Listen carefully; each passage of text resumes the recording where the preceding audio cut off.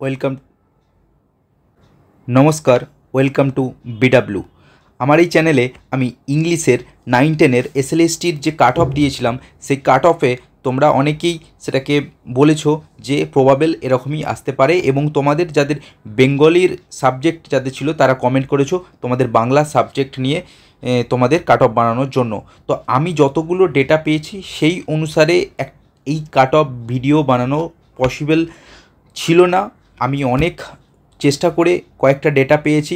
তোমাদের কাছে একটাই রিকোয়েস্ট, তোমরা চ্যানেলটাকে সাবস্ক্রাইব করো, কমেন্ট সেকশনে তোমাদের যাদের বাংলা আছে তোমরা তোমাদের স্কোর কমেন্ট করো। এছাড়াও আমার টেলিগ্রাম চ্যানেলে যাও, ডিসক্রিপশনে লিঙ্ক দেওয়া আছে, সেখানে গিয়ে তোমরা তোমাদের স্কোর তোমরা কমেন্ট করো। তাহলে এর পরবর্তী ক্ষেত্রে আমি একটা অ্যাকুরেট একটা আইডিয়া তোমাদের দিতে পারবো। এখন আমি তোমাদের একটা রাফ আইডিয়া দিচ্ছি যে কেমন কি কাট অফ হতে পারে, ঠিক আছে? তো একটা কাট অফ ভিডিও বানাতে গেলে কি কি প্যারামিটারগুলো মাথায় রাখতে হয় সেটা একটু তোমরা খেয়াল রাখো। একটা কাট অফ ভিডিওর জন্য আমাদেরকে যেটা দেখতে হয় সেটা হচ্ছে যে ভ্যাকেন্সি। তো ভ্যাকেন্সি কত আছে, সেই ক্যাটাগরি ওয়াইজ ভ্যাকেন্সি কত আছে, এবং এক্সামটা মাল্টিপল শিফটে হলে তাদের নর্মালাইজেশনের ব্যাপার থাকে, এবং নাম্বার অফ ক্যান্ডিডেট কত প্রেজেন্ট থাকে। এছাড়াও আরও প্যারামিটার থাকে, এগুলো আমরা দেখব। তো নাম্বার অফ ক্যান্ডিডেট যদি বলি যে কতজন সেখানে প্রেজেন্ট ছিল, সেটা হচ্ছে 2,93,192, এবং নাম্বার অফ ভ্যাকেন্সি যদি অল টোটাল যদি বলি যে টোটাল ভ্যাকেন্সি সেটা হচ্ছে 23,212।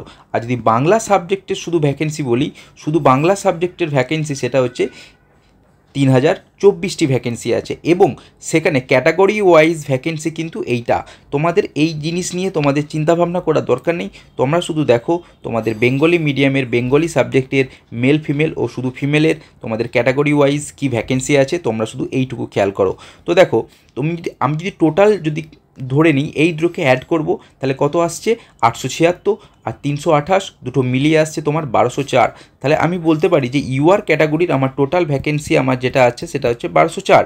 এইভাবে তোমরা এসটি বের করে নেবে, এসসি বের করে নেবে, ওবিসি এ বি দুটো বের করে নিতে পারবে, এবং ইডাব্লিউএস বের করে নিতে পারবে। এই দুটো ক্যাটাগরি নিয়ে অনেকটা তোমাদের টেনশন নেওয়ার দরকার নেই। তো দেখো, তো এই হলো তোমাদের ভ্যাকেন্সি, ঠিক আছে? সাবজেক্ট ওয়াইজ তোমাদের বেঙ্গলি সাবজেক্টে যে ভ্যাকেন্সি এবং ক্যাটাগরি ওয়াইজ সেটাও তোমরা দেখলে।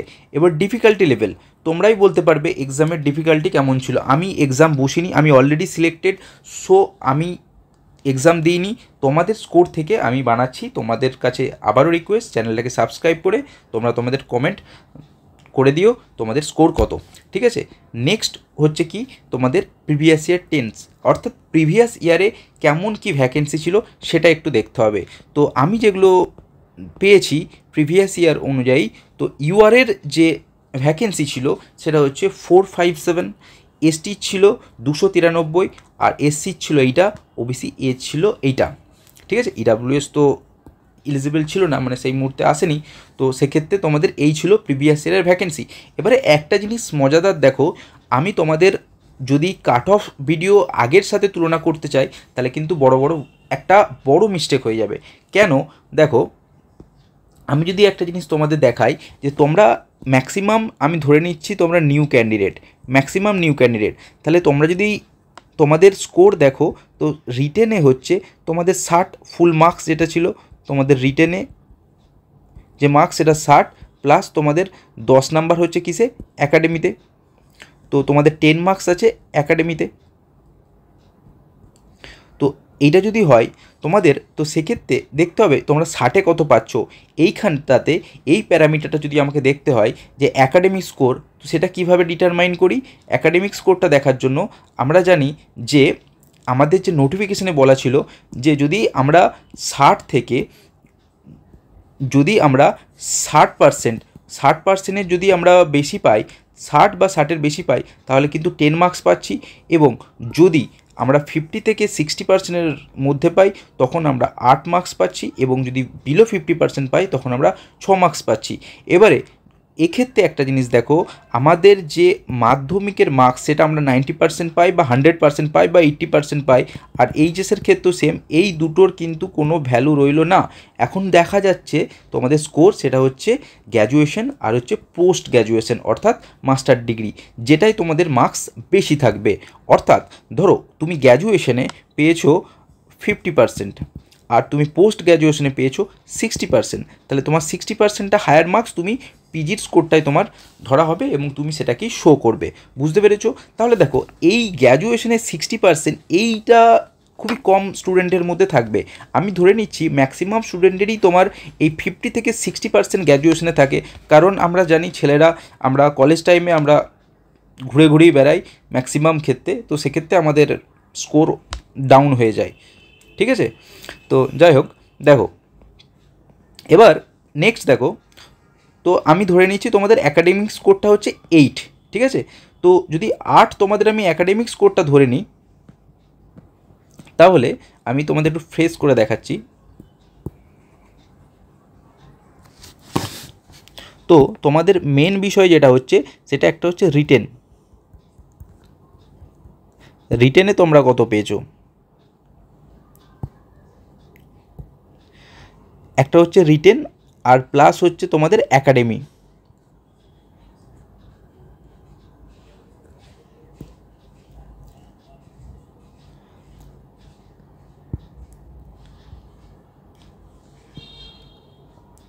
তো রিটেনে ধরো রিটেন তোমাদের কত আছে 60, অ্যাকাডেমি তোমাদের টোটাল মার্কস আছে 10। এবারে এইটাতে তোমাদের হাতে আছে এখন আপাতত, আর এইটা তোমরা যেটা হয়ে গেছে এখন তো আর চেঞ্জ করতে পারবে না, তো এটা আমি এভারেজ ধরে নিচ্ছি 8 মার্কস। তাহলে যে স্কোর পাওয়া গেছে সেই অনুযায়ী কিন্তু ম্যাক্সিমাম স্টুডেন্ট যেটা আছে সেটা তোমরা 60-এ কত স্কোর করছো সেটাই কিন্তু ম্যাটার করছে। বুঝতে পারছো? তো এই স্কোরটাই হচ্ছে মেন তোমাদের ফ্যাক্টর যেটাকে অ্যাফেক্ট করে।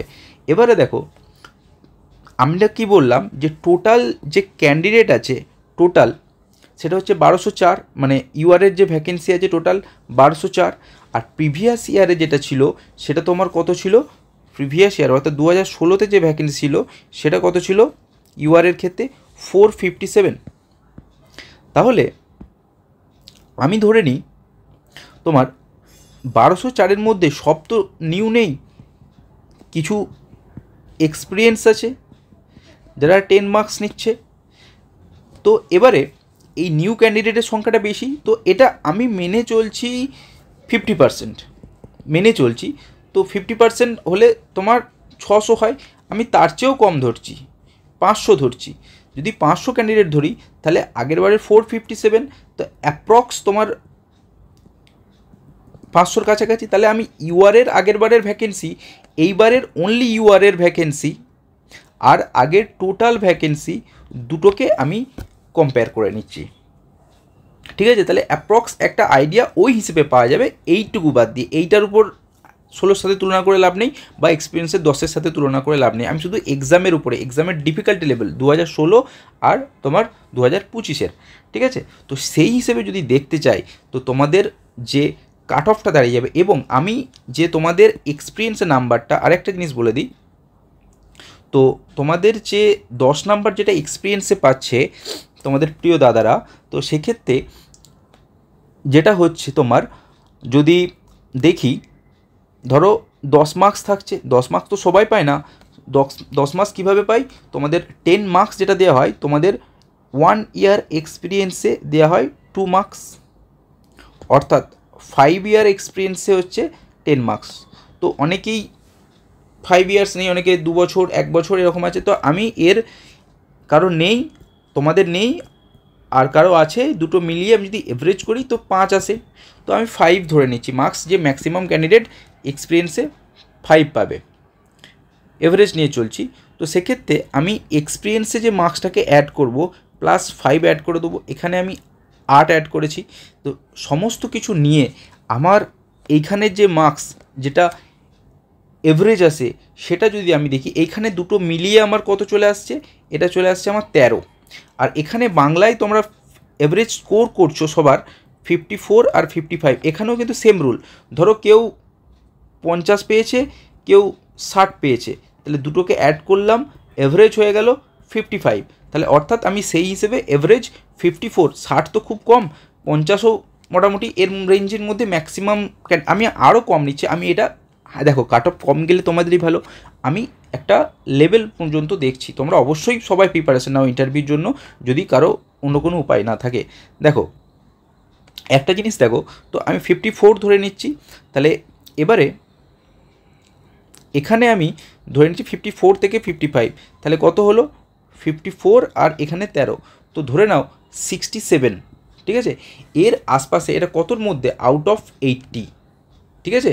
67 আউট অফ কী হলো, 67 আউট অফ 80, কিন্তু 67 আউট অফ 80, তো আমি এই রেঞ্জের মধ্যেই এটাকে এক্সপেক্ট করছি।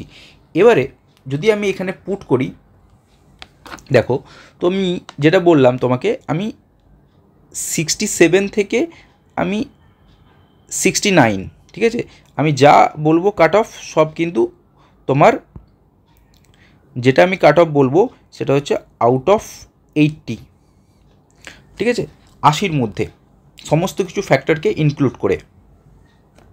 তো এটা হয়ে গেলো 67 থেকে 69 ইউআর। যদি আমি এসটির কথা বলি, এসটির থেকে তোমরা মাইনাস করে দাও, এটা থেকে 8 থেকে 9 মাইনাস করে দাও, 8 বা 9 মাইনাস করে দাও, তো মোটামুটি তোমরা এসটির জন্য ধরে নাও 60-61 কাছাকাছি ধরে নাও, যে 60 থেকে 61 এরকম যাবে। এবারে এসসির জন্য তোমরা মাইনাস করে দাও 2 কি 3, 2 মাইনাস করে দিলাম, তো এটা ধরে নাও 65 থেকে 66 কি 67, আমি 66 ধরলাম। ওবিসির জন্য তোমরা মাইনাস দুটো মিলিয়ে -2 করে দাও, এটাও আমি 65 থেকে 66 বা 67 ধরলাম, 65 থেকে 67। এবারে তোমার ইডাব্লিউএসটা আমি পরে বলবো, কারণ প্রথমে বললে তোমাদের শক খেয়ে যাবে। তো ব্যাপার হচ্ছে ফিমেলের জন্য সব ক্ষেত্রে -1 করে দাও, -1, ঠিক আছে। এবারে যদি আমি ইডাব্লিউএসের কাট অফের কথা বলি, ইডাব্লিউএসে কিন্তু বাংলায় প্রচুর কম কাট অফ যাবে। যে ভ্যাকেন্সি আছে, ইডাব্লিউএস বলো এসটি বলো, যে ভ্যাকেন্সি আছে, ধরো কতজন ক্যান্ডিডেটকে তোমাদের ইন্টারভিউর জন্য ডাকবে, তোমাদের ইন্টারভিউর জন্য যেটা ডাকা হবে সেটা হচ্ছে কত, 1.6 টাইমস অফ কি ভ্যাকেন্সি, তাহলে 1.6 টাইম অফ ভ্যাকেন্সি, তাহলে তোমাদের ভ্যাকেন্সি কত, 1204 ইউআর, মেল ফিমেল টোটাল।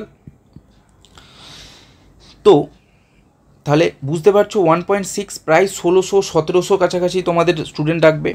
এবং ইডাব্লিউএসের ক্ষেত্রে টোটাল ভ্যাকেন্সি কত, 288, কত, 288। এই 288কে যদি তোমরা 288কে কত টাইমস, 1.6 টাইম যদি দাও, প্রায় তোমাদের 460, ঠিক আছে। তাহলে কতজন ক্যান্ডিডেটকে ডাকবে, 460। তাহলে ইডাব্লিউএসের জন্য যদি আমার 460 ক্যান্ডিডেটকে ডাকে, তো এত ক্যান্ডিডেট কিন্তু ইডাব্লিউএসের আছে বলে আমার মনে হয় না।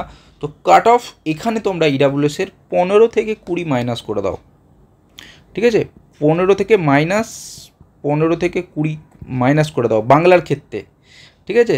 তাহলে তোমাদের কাট অফ কত বলেছিলাম, তোমাদের 67 কাট অফ বলেছিলাম 67, তাহলে 20 যদি আমি মাইনাস করি তো 47, এর চেয়েও কম যাবে বলে আমার আশা, ঠিক আছে। তো 47, তাহলে এর যদি কাট অফটা আমি এটা প্রেডিক্ট করে দিই বাংলার জন্য, তো তোমাদের কাট অফ যেটা যাবে 45 to 47, এটা কিন্তু ইডাব্লিউএসের যেতে পারে কাট অফ আমার। তো বুঝতে পারলে, তোমরা পুরোটা চাইলে একবার স্ক্রিনশট নিয়ে নিতে পারো যে কাট অফ কতটা কি যাবে, ঠিক আছে।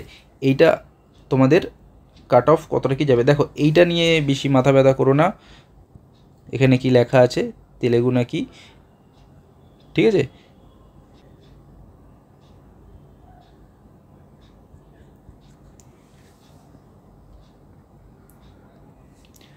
তো তোমরা এখানে বেঙ্গলি করে নাও, তাহলে বেঙ্গলি করে নেবার পরে তোমরা চাইলে একবার স্ক্রিনশট নিয়ে নিতে পারো। তো আজকের ডেট কত, আজকের ডেট হচ্ছে 25/11/25, তো 25/11/25 অনুযায়ী আমার মনে হয় তোমাদের কাট অফ হচ্ছে এইটা, ওকে। যারা নতুন আছো অবশ্যই চ্যানেলটিকে সাবস্ক্রাইব করে দিও এবং তোমরা অবশ্যই কমেন্ট করতে ভুলো না। Thank you, give best.